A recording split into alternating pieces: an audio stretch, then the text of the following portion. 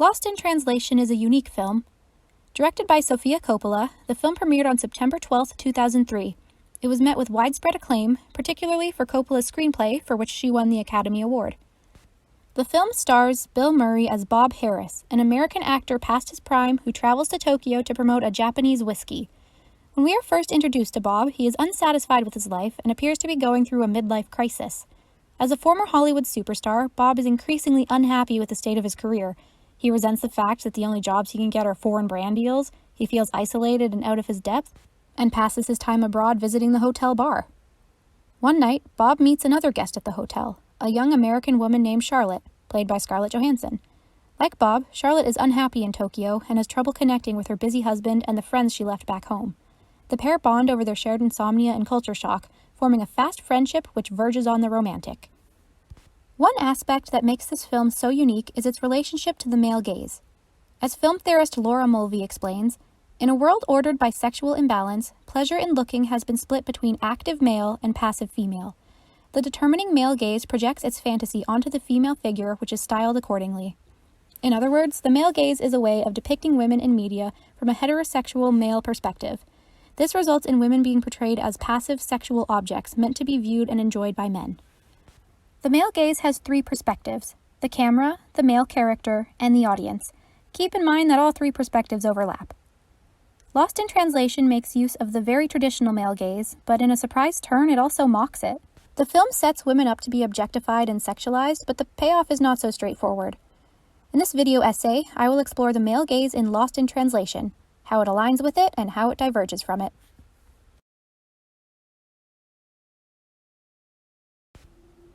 The film opens on a shot of a woman's body lying on a bed wearing sheer pink underwear. We have not seen her face, we have not heard her speak.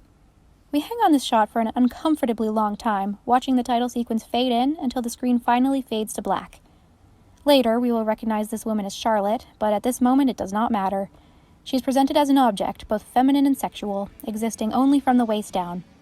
This shot sets us up to believe that the film will use a very traditional male gaze, presenting women as sexual objects and nothing more. Coppola said she had no reason for beginning the film this way and just wanted to show a young woman waiting around in her hotel room. Portraying Charlotte in this sexual way, though, creates expectations in the male audience and invites them to view her as an object. It encourages the male gaze. That said, Charlotte is far more complex than the opening scene would have you believe, but we'll talk more about her later. The strange juxtaposition of both appealing to the male gaze and rejecting it is no clearer than in the encounters Bob has with the escort and the strip club dancers. Early in the film, an escort knocks on Bob's door and asks to be invited in. She proceeds to try and have sex with him, but Bob cannot understand what she is requesting and seems uninterested in the entire affair. Bob is oddly passive in this scene, allowing her into the room and going along with her game, but he never seems intrigued. The woman is trying to be a sexual object, but she is never truly presented as such to the male audience. Rather than ending in a sexual encounter, the scene ends humorously with Bob falling and breaking a lamp. The scene could have easily been made sexual, but it is more played for laughs. The woman's behavior is odd and silly, and the male audience never really views her as a true object of desire. Later in the film, Bob visits a strip club with Charlotte and her friends. The dancers are obviously sexualized, dancing naked and sensually for the male patrons and male audience. The way the scene is shot, however, almost focuses more on the male patrons watching the dancers rather than the dancers themselves. Granted, the film includes a handful of gratuitous shots of the dancers' exposed breasts and bodies, but overall the camera spends most of the time capturing the reactions of Bob and the other men in the scene. Rather than just watch the women, we are watching the men watching the women. That said, Bob himself seems incredibly uncomfortable, wanting no part in the viewing taking place. In a way, Bob is presented almost better than the other men in the scene. 1, he repeatedly averts his eyes from the nudity. 2, when a dancer leans forward too far, Bob rushes forward to stop her from falling, and is the only patron to do so. And 3, he thanks the dancer when he leaves, again being the only patron to do so. Overall, the scene is very obviously objectifying the dancers for the viewing pleasure of the male audience. That said, we relate to Bob as the main character and notice his discomfort. I believe this was done purposefully, to make the audience think critically about the portrayal of women in the scene. If Bob, our main character, has an issue with this portrayal, why is the male audience okay with it? The most obvious way to examine the male gaze is through the film's treatment of its main female lead. This, of course, being Charlotte. Charlotte is a strange study, being both the main object of the film's male gaze and arguably its most complex character.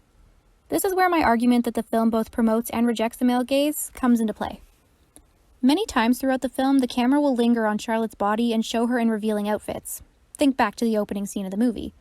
However, Charlotte is much more than just an object of desire. Charlotte has a lot of complex emotions. She bonds with Bob over their similar feelings of dissatisfaction in their respective marriages. She tries to express her sadness to her friends over the phone, but changes her mind so they won't worry about her. While Bob may be our primary protagonist, I would argue that Charlotte is the more interesting of the pair. As a university student myself with an unclear future, maybe it's just that I relate to Charlotte more than Bob. However, Bob's story of midlife dissatisfaction has been told before in many different films. A midlife crisis is nothing new. Charlotte, on the other hand, seems to have it made. She is in a relatively new marriage. She recently graduated from a prestige college. She has her whole entire life ahead of her, and yet she is still unhappy. This, to me, is much more compelling. This all goes without mentioning Bob and Charlotte's romantic relationship. Charlotte is obviously the object of Bob's male gaze, but their connection is more than just physical attraction. In fact, physical attraction may be the least important part of their relationship, as seen near the end of the film when they kiss outside Charlotte's room. In many other romance films, this would be the penultimate moment in a romantic relationship. In Lost in Translation, though, Bob and Charlotte both seem uncomfortable and almost regretful for having done it. Their relationship does not need to be defined by physicality or sexual desire, and in a way is stronger without it. I think this is no clearer than the ending of the film, when Bob follows Charlotte into the street and they say their goodbye for the final time.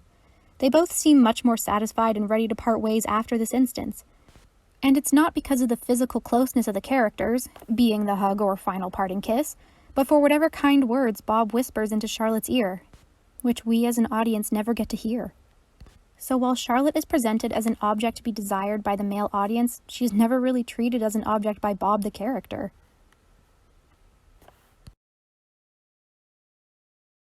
I would like to touch on Bob's character very briefly.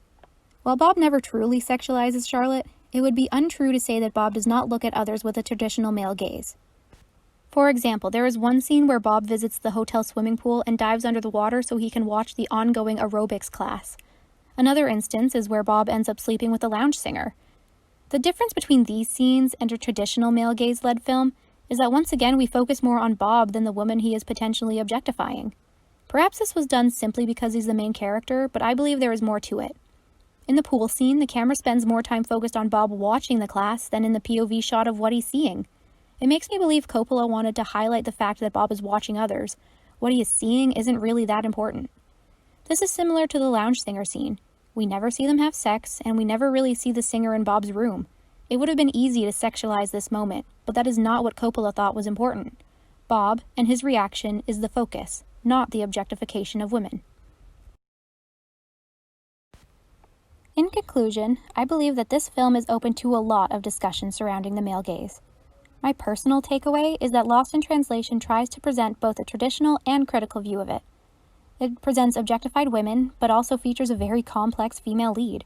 As well, the film's male protagonist refuses to participate in blindly sexualizing the women around him and subtly criticizes the men who do. Whatever the intent, it certainly presented a unique take.